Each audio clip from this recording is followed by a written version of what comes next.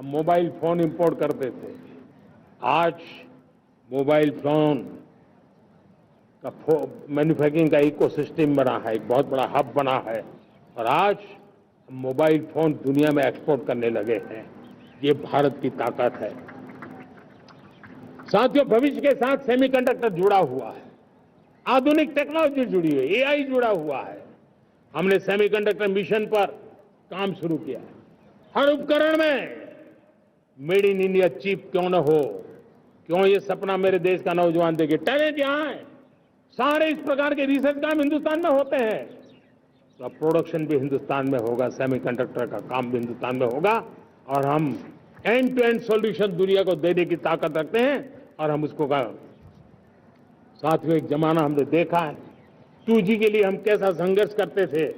आज हर उपकरण में हम देख रहे हैं, हम तेजी से आगे बढ़े और 5G जिस तेजी से पूरे देश में रोल आउट हुआ, हिंदुस्तान के करीब करीब सभी क्षेत्रों में 5G पहुंच गया। वो विश्व में तेज गति से 5G पहुंचाने में हम आगे रहे और देश साथियों, मैंने कहा हम रुकने वाले नहीं है। 5G पे रुक जाना हमें मंजूर नहीं है। हम 6G पर अभी से मिशन मोड में काम कर रहे हैं और विश्व में हम उसमें भी अपनी धमक जमाएंगे, ये मैं विश्वास से कहता हूं। मेरे प्यारे साथियों, डिफेंस सेक्टर हमारी आदत हो गई थी। डिफेंस बजट कितना ही क्यों न हो, लेकिन कभी कोई सोचता नहीं था कि डिफेंस बजट बढ़ा तो जाता कहां है। डिफेंस बजट विदेशों से खरीदी में चला जाता था। अब हम चाहते हैं हम आत्मनिर्भर बने और मैं हमारी डिफेंस फोर्सेस का हृदय से धन्यवाद करता हूं। उन्होंने हजारों ऐसी चीजें लिस्ट कर दी है। उन्होंने तय किया है कि हम विदेश से नहीं लाएंगे। राष्ट्र के लिए जीना क्या कहते हैं, ये हमारे सेना के जवानों ने दिखाया है और उसके कारण डिफेंस के सेक्टर में हम आत्मनिर्भर होते चले जा रहे हैं।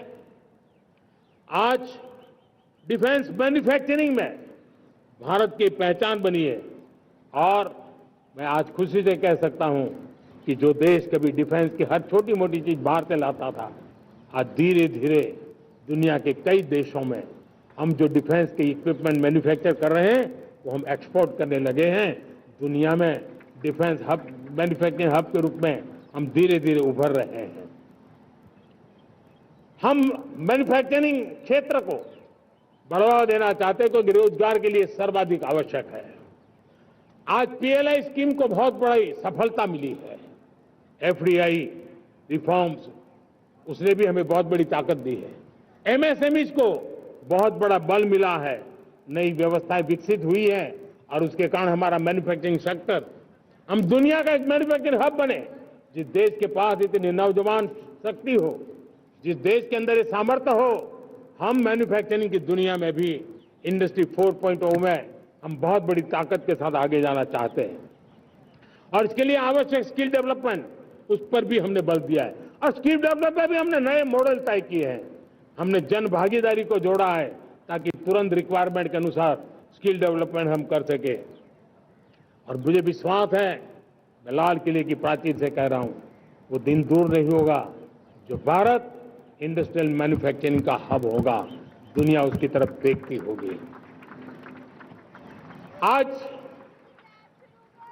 विश्व की बहुत बड़ी कंपनियां भारत में निवेश करना चाहती हैं।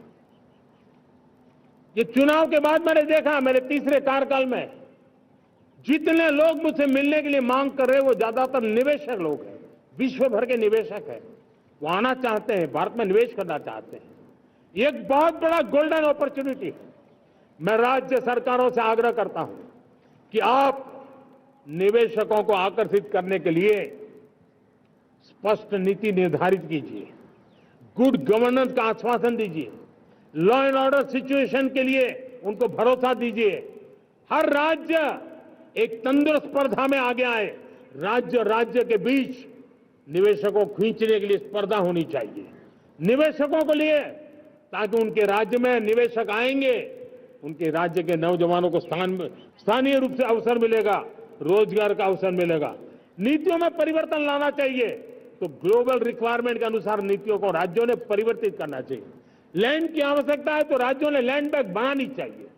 गुड गवर्नेंस सिंगल पॉइंट पर काम करने के लिए राज्य जितने प्रोएक्टिव होंगे, जितने ज्यादा प्रयास करेंगे, जो निवेशक आ रहे हैं वो कभी भी वापस नहीं जाएंगे। सिर्फ भारत सरकार से काम ये होता नहीं है, राज्य सरकारों की बहुत बड़ी आवश्यकता होती है, क्योंकि जो भी प्रोजेक्ट लगने वाला है उस राज्य में लगने वाला है, उसको हर राज्य के साथ रोजमर्रा का काम पड़ता है। और इसलिए मैं राज्यों से आग्रह करूंगा कि जब विश्व पूरा भारत की तरफ आकर्षित हो रहा है, विश्व पूरा भारत में निवेश करने के लिए प्रतिबद्ध हो रहा है, तब ये हमारा दायित्व बनता है कि हमारी पुरानी आदतें छोड़ करके स्पष्ट नीति के साथ हम आगे आए। देखिए, आपको परिणाम अपने राज्य में दिखाई देगा और आपका राज्य भी चमक उठेगा, ये मैं आपको विश्वास देता हूं। साथियों, भारत अपनी बेस्ट क्वालिटी के लिए पहचानी जाए, ये बहुत जरूरी है। अब विश्व के लिए हमें डिजाइन ऑफ इंडिया का क्षेत्र, डिजाइन इन इंडिया, इस पर हमने बल देना है। हमें कोशिश करनी है अब इंडियन स्टैंडर्ड इंटरनेशनल स्टैंडर्ड बनने चाहिए। इंडियन स्टैंडर्ड इंटरनेशनल स्टैंडर्ड बनेंगे तब हमारी हर चीज को सहजता से मोहर लग जाएगी और ये हमारे प्रोडक्शन की क्वालिटी पर निर्भर करेगा, हमारी सेवा की क्वालिटी पर निर्भर करेगा, हमारे अप्रोच की क्वालिटी पर निर्भर करेगा। और इसलिए हमें क्वालिटी पर बल देकर के आगे बढ़ना है। हमारे पास टैलेंट है, डिजाइन के क्षेत्र में हम दुनिया को बहुत कुछ नया दे सकते हैं। डिजाइन इन इंडिया, इस आह्वान को लेकर के हमें अब आगे चलना है। Design in India and design for the world, इस सपने को लेकर के चलना है। मैं देख रहा हूं गेमिंग की दुनिया का बहुत बड़ा मार्केट खड़ा हुआ है, लेकिन आज भी गेमिंग की दुनिया पर प्रभाव, खास करके उन खेलों को बनाने वाले लोग, प्रोडक्ट करने वाले लोग, विदेशी कमाई होती। भारत के पास बहुत बड़ी विरासत है, हम गेमिंग की दुनिया में बहुत नई टैलेंट को लेकर के आ सकते हैं। विश्व के हर बच्चे को हमारे देश की बनी हुई गेमिंग की ओर आकर्षित कर सकते हैं। मैं चाहता हूं कि भारत के बच्चे, भारत के नौजवान, भारत के आईटी प्रोफेशनल्स, भारत के एआई के प्रोफेशनल्स, वे गेमिंग की दुनिया को लीड करें। खेलने में नहीं, गेमिंग की दुनिया में हमारे प्रोडक्ट पूरे विश्व में पहुंचने चाहिए और पूरी दुनिया में हमारे एनिमेटर्स काम कर सकते हैं। एनिमेशन की दुनिया में हम अपनी दाग जमा सकते हैं। हम उस दिशा में काम करें। मेरे प्यारे देशवासियों, आज विश्व के अंदर ग्लोबल वार्मिंग, क्लाइमेट चेंज हर क्षेत्र में चिंता और चर्चा का विषय रहता है। भारत ने उस दिशा में काफी कदम उठाए हैं। हम विश्व को आश्वस्त करते रहे हैं और शब्दों से नहीं,